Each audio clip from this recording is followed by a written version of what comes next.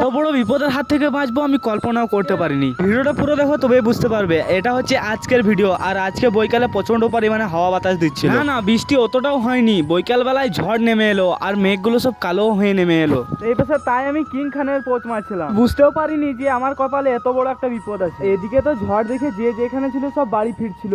এই দেখো পশু পাখি সবাই বাড়ি ফিরছিল। হয়তো দেখতে পাবে না কারণ আমি লাস্ট সিনে ভিডিওটা করেছিলাম। আমি ভয়েস দিচ্ছি, এখন আমার হাতটা কাঁপছে কেন জানো? আজকে যে আমার সাথে ঘটনাটা ঘটলো তার জন্য। তো এপাশে এত ঝড় দিচ্ছিল, নিশ্চয়ই যে আমাদের কাছে আম পড়বে বলে আমি এখানে চলে এলাম। আর এই দেখো গাইস, আমাদের বাড়িতে একটা আম পড়েছে।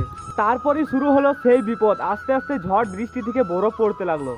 আমি বরফ কুড়োতে গিয়ে এত বড় সর্বনাশ, আমার সামনে একটা কত বড় বরফ পড়লে দেখো। আর সেটাই আমার বাড়ির লোকে দেখে অবাক হয়ে গেল। এটা দেখে তো আমার লিটারেলি হাতটা কাঁপছিল।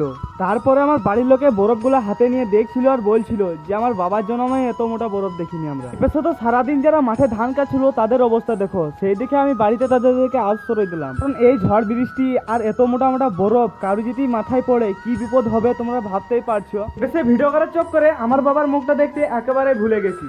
বাবা টেনশন করছিল যে এরকম বরফ পড়তে থাকলে ধানগুলোর কি অবস্থা হবে। আমার বাবার একা বলে না, যারাই ধান লাগাইছে তাদেরই টেনশন হবে। তোমরা কি দেখছো? চ্যানেলটিকে সাবস্ক্রাইব করো।